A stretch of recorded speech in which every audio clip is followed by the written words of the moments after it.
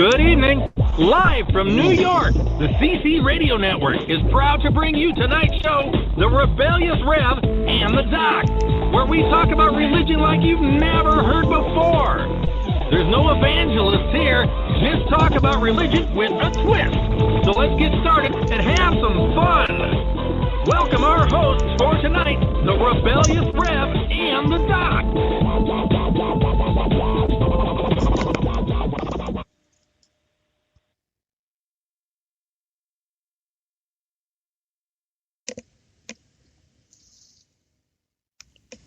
Well, you're not allowed to talk until they talk. I know. How long am I going to wait? After all, this is your show.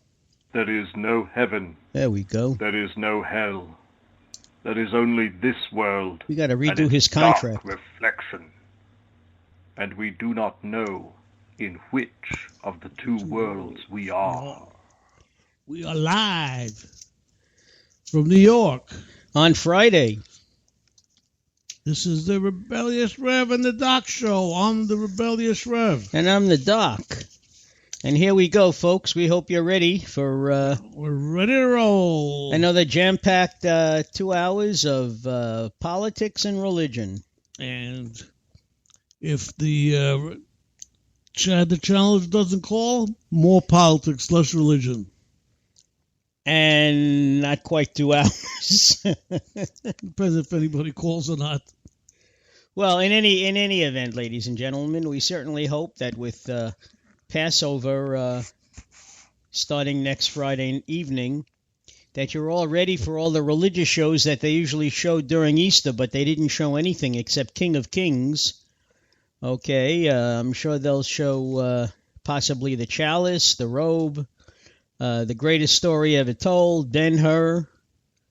They did show the Ten Commandments during... no, they didn't. They did. No, they did.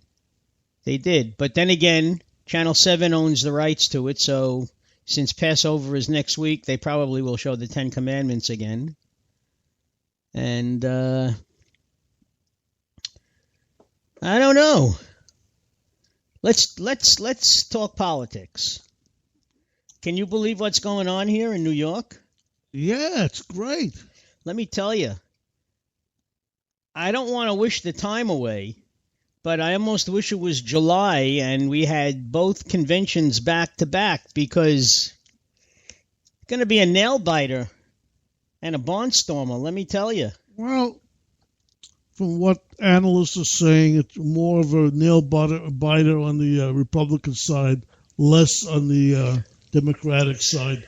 Well, they like to say that Hillary is 200 plus delegates up on Bernie, but that doesn't count superdelegates, which I understand don't have to declare themselves until after or during the first round of... They all already declared for her, like 500 of them or something. Well, I don't know. I'm not even sure myself how that works, if you want to know the truth. But... well, that's what basically Donald is complaining about. It's not a straightforward thing. I mean, yes, it's written and all the rules are written down somewhere. And yes, if you study them, you can understand them. But still, 1 million people in Colorado did not vote. No, they each had separate caucuses. Or do we say caucus? I don't know. Caucuses, right? Yeah. In any event, and they all chose... Cruz. No, they did not.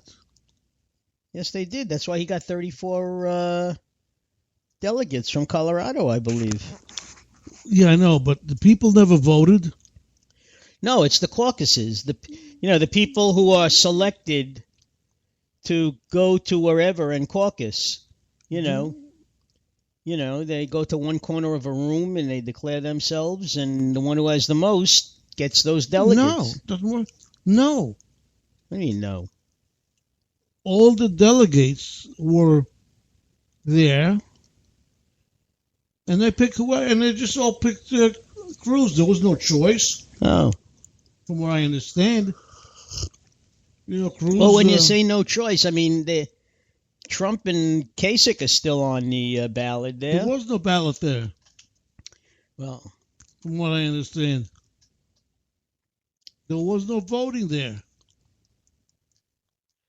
Every other state just about they vote. politics is certainly strange. That's all I have to say. I mean, it is every state's right to decide how they want to choose the delegates and they, who they want to represent them. But still, try to make it so everybody understands, including the people, and make it fair. Well, but it's always been that way. This is nothing new, right? Colorado, they changed it in the beginning of this year. Oh, they did? Yeah. Okay. I mean, it's been like this before. It goes back and forth. But this year, they decided to have no voting. Yeah, well, talk about no voting. I mean, in New York, only registered Republicans and registered Democrats can vote on Tuesday. If you're an independent, you're not allowed to vote. Yep. And they were saying that that's part of the reason that, Bernie may be drawing all these large crowds, 27,000 in Washington Square the other night. But how many of them are actually going to be allowed to vote? Because you had to declare yourself. Like a year ago. Yeah. It's crazy. Last October, and Bernie hadn't even decided back then whether he was going to, be a candidate. So, yeah, it's crazy the way they do it. I mean, even Trump's kids can't vote. Yeah, same thing. He didn't know they're going to be running for sure. Well, you see that's his fault. He knew damn well what he was going to do. They should have had a family meeting, and he should have said, "Listen, sign up for the Republican Party." Why, Dad? We're Democrats. Huh? I said, why, Dad? We're Democrats. If you want to vote for me, You're a Republican. Exactly. It's funny. The more I listen to Kasich, the more I believe that he's the only grown-up in the room when it comes to the three Republicans that are left. Well, and the sad thing is that he can't generate any kind of a nobody following. Nobody likes him. He can't generate a following. Well, I don't know. You really didn't watch any of the Republicans this week, did you? They had a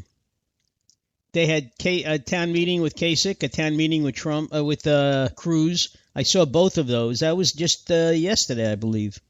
I saw most of the Democratic convention, most of the Democratic debate. I watched CNN and MSNBC for the analysis. Yeah. Right.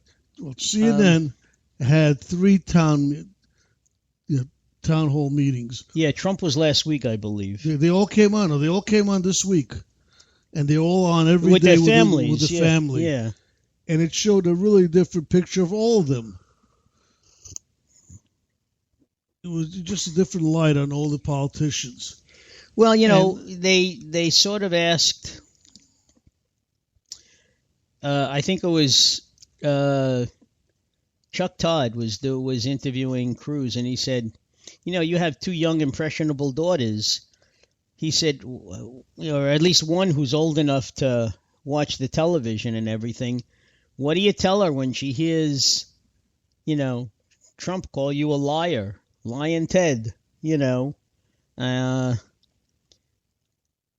So he said, we sometimes people say things and it's not always true, In this case, it is though. It is lying. It is lying, Ted. Well, the bottom line is, it seems ridiculous watching all of a sudden Congress, throwing support behind Ted Cruz, who nobody liked when he was when he was in the Senate. Yeah, and nobody still likes him, but they just like Trump less. Exactly. The other thing that was interesting is they had a Republican gala. Yes, I think was it yesterday? Where they had all three of them talking. And Trump came on wearing a tuxedo, didn't speak about politics, just spoke about New York and his accomplishments. And Well, you know why? That's because he's got a new campaign manager running stuff, Manafort. yeah, And he's turning everything around. They're trying. The writers are trying to keep Trump focused on his talking points and not get carried away. yeah. Well, no, this gala was a little different.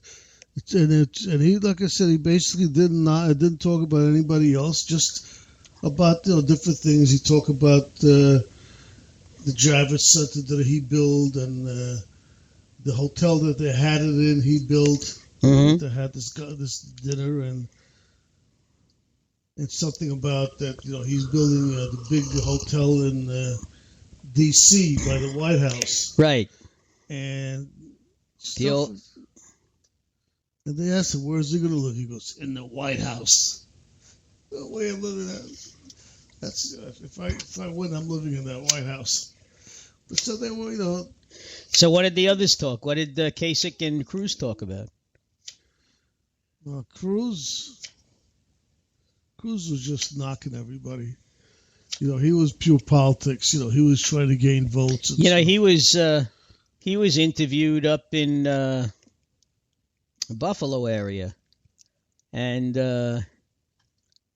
one of the first questionnaire questioned him on his New York values, and the questioner said, Senator, we took issue with your comment about New York values. He said, here in upstate New York, in western New York, he says, our values are family and work. He said, and Cruz apologized. He said, because he was comparing them to downstate, which is us. Yeah. The more liberal New Yorker. He was trying to talk his way out of it, well, basically. Listen, he said New York values in Ohio to win Ohio. Not Ohio. What was it, Iowa? When did he say that? I think Iowa was finished already, but it doesn't make a difference. I mean, he did it in one of the to try to get. No, votes. I know.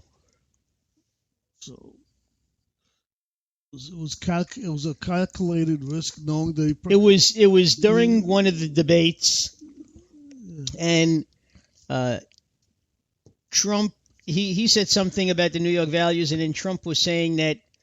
About the firemen and the cops running into the buildings and going upstairs. He says, those are the kind of values,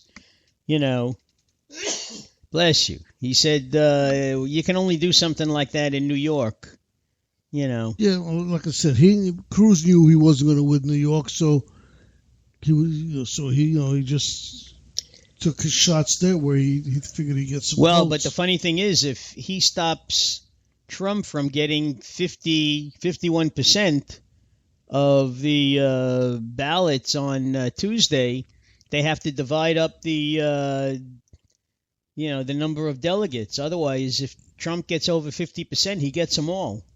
Yeah, New York has got a strange way. And Pennsylvania is even worse, from what I understand. The delegates only win 16 of the. You only win 16 delegates. The rest are signed somehow. Or they're free agents. Whatever. No matter what the votes are. I mean, because I heard that Cruz already has people in Pennsylvania, trying to line up his support. Yeah, he's got all those. Yeah, he's got all those delegates who are not committed by vote. So this Trump, is what has Trump up in a frenzy. He's saying it's not fair, and when you think about it, they've been talking about doing away with the Electoral College for many years, but the whole argument came up again in 2000 when Bush ran against Gore. And it had to be decided by I don't remember. By the Florida delegation, and then it went to the Supreme Court, and they of course decided that Bush won, even though